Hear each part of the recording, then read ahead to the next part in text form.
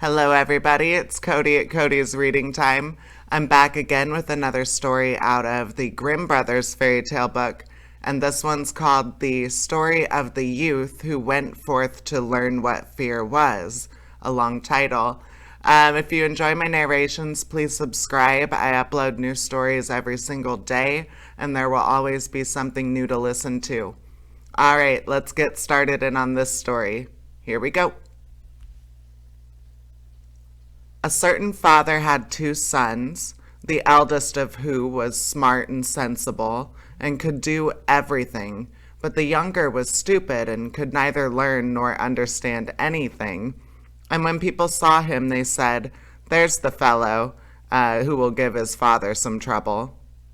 When anything had to be done, it was always the eldest brother who was forced to do it. But if his father bade him fetch anything when it was late or in the night time, and the way led through the churchyard or any other dismal place, he answered, "Oh no, father, I will not go there. It makes me shudder." For he was afraid. Or when stories were told by the fire at night, which made the flesh creep, the listener sometimes said, "Oh, it makes us shudder."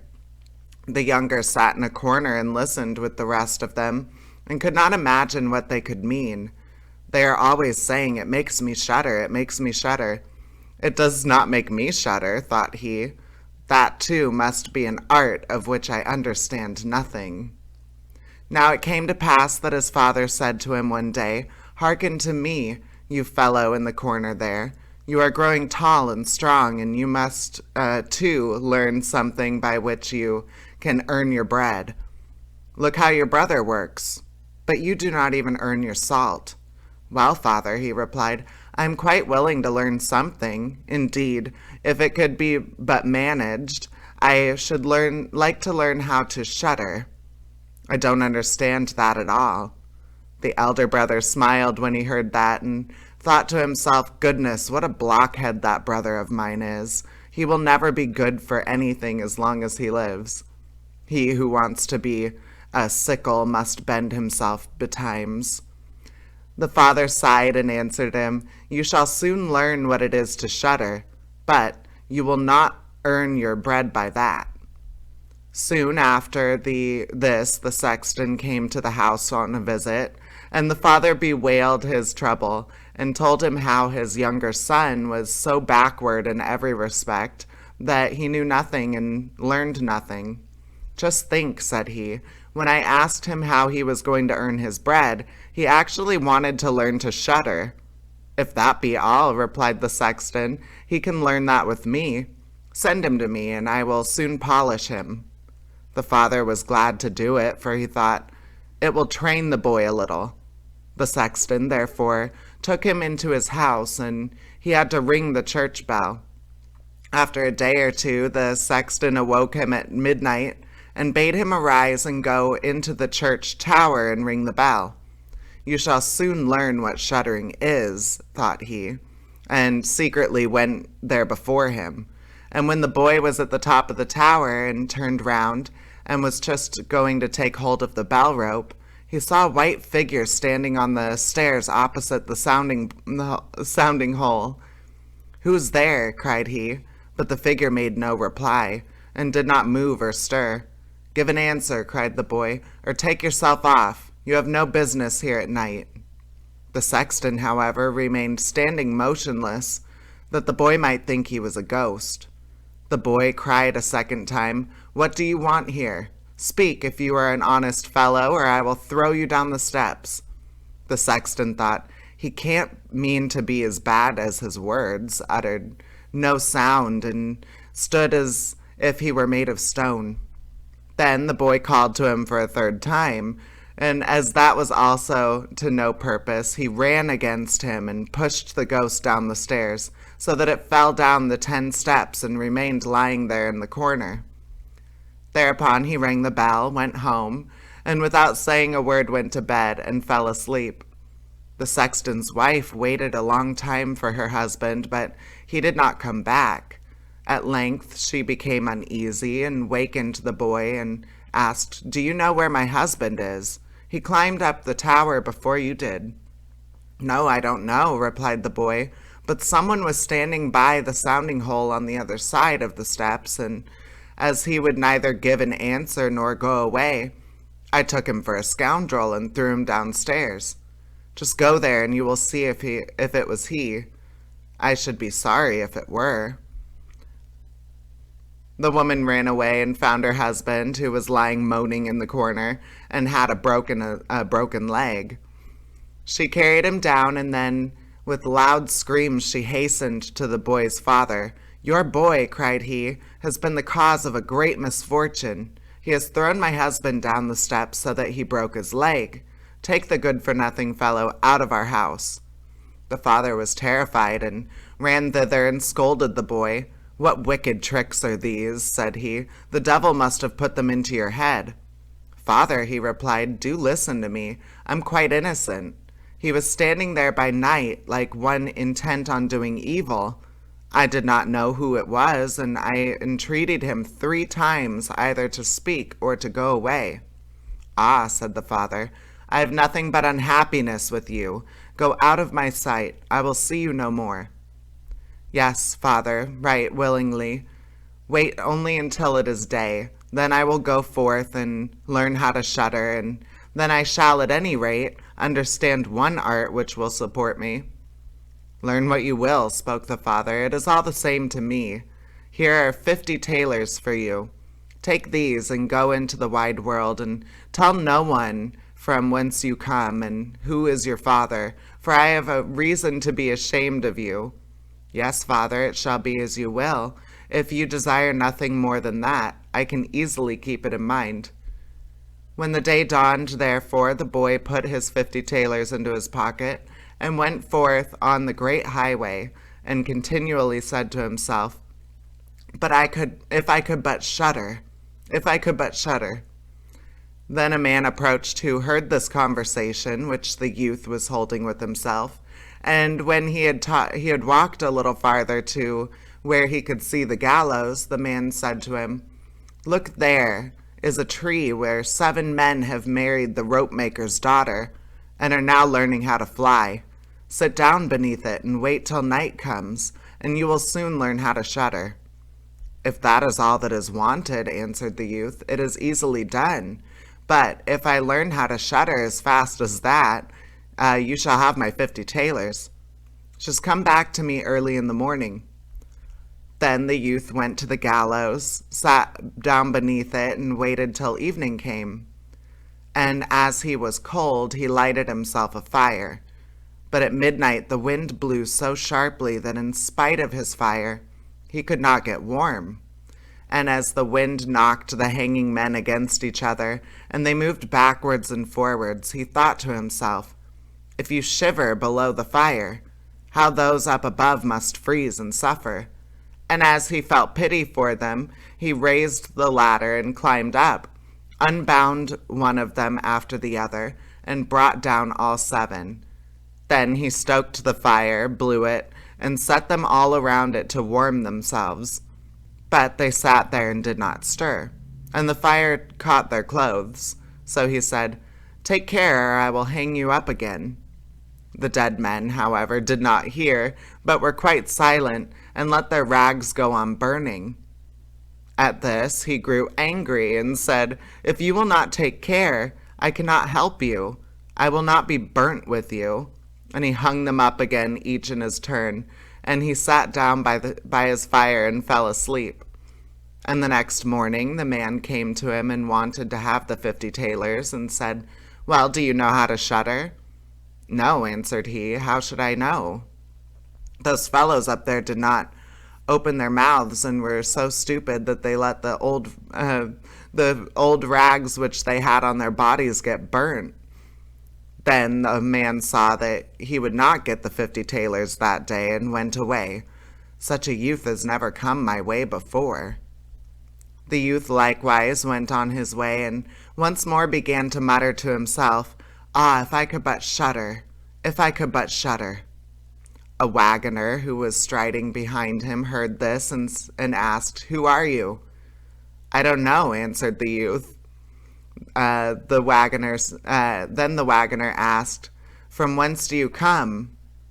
"I know not." "Who is your father?" "That I may not tell you."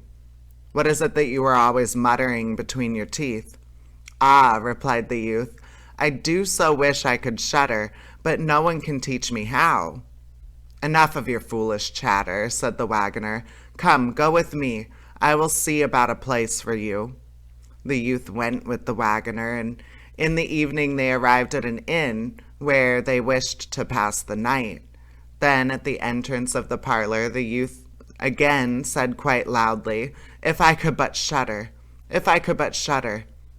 The host, who heard this, laughed and said, "If that is your desire, there ought to be a good opportunity for you here."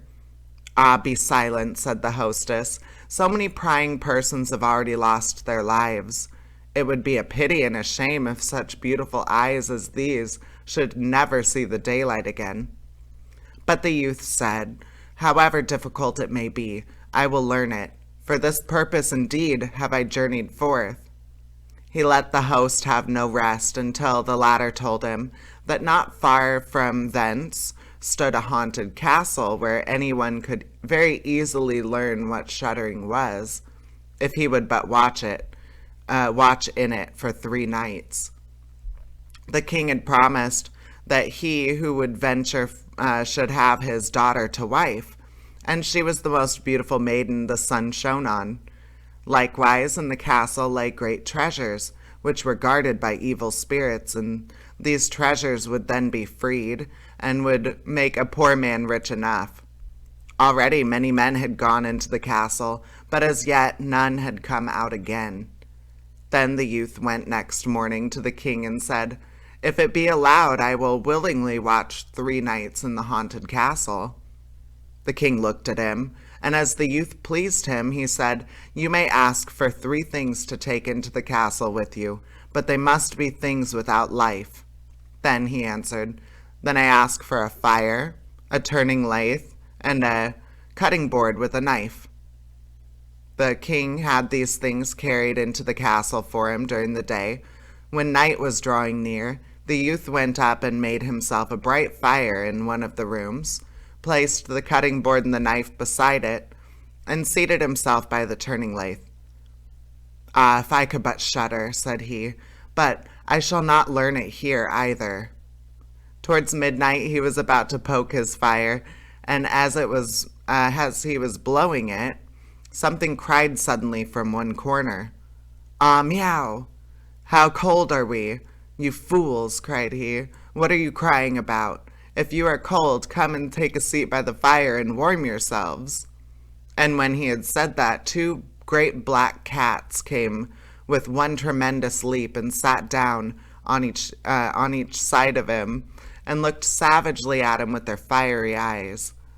After a short time, when they had warmed themselves, they said, "Comrade, shall we have a game of cards?" "Why not?" he replied, "but just show me your paws." When they stretched out their claws, "Oh," said he, "what long nails you have! Wait, I must first cut them for you." Thereupon he seized them by the throats, put them on the cutting board, and screwed their feet fast. "I have looked at your fingers," said he, "and my fancy for card playing has gone." And he struck them dead and threw them into the water. But when he had made away with these 2 and was about to sit down again by his fire, out from every hole and corner came black cats and black dogs with red-hot chains, and more of them came until he could no longer move, and they yelled horribly, and got on his fire, pulled it to pieces, and tried to put it out. He watched them for a while quietly, but at last, when they were going too far, he seized his cutting knife and cried, "Away with you, vermin!" and began to cut them down. Some of them ran away, the others he killed and threw out into the fish pond. When he came back, he fanned the embers of his fire again and warmed himself. As he thus sat, his eyes could keep open no longer, and he felt a desire to sleep. When he looked around and saw a great bed in the corner, "That is the very thing for me," said he, and got into it. When he was just about to shut his eyes, however, the bed began to move of its own accord and went over the whole of the castle.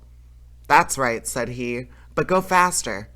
Then the bed rolled on as if 6 horses were harnessed to it, up and down, over thresholds and stairs. But suddenly, hop, hop, it turned over upside down and lay on him like a mountain. But he threw quilts and pillows up in the air and got out and said, "Anyone who likes may drive," and lay down by his fire and slept till it was day. In the morning the king came, and when he saw him lying there on the ground, he thought the evil spirits had killed him and he was dead. Then he said, "After all, it is a pity for so handsome a man." The youth heard it, got up, and said, "It has not come to that yet." Then the king was astonished, but very glad, and asked how he had fared. "Very well indeed," answered he. "One night is past, and 2 others will pass likewise." Then he went to the innkeeper, who opened his eyes very wide and said, "I never expected to see you alive again. Have you learned how to shudder yet?" "No," said he, "it is all in vain. If someone could but tell me." The second night he again went up into the old castle, sat down by his fire, and once more began his old song, "If I could but shudder." When midnight came, an uproar of noise, of tumbling about was heard. At first it was low, but it grew louder and louder. Then it was quiet for a while, and at length, with a loud scream, half a man came down the chimney and fell before him. "Hello," he cried, "another half belongs to this. This is not enough." Then the uproar began again.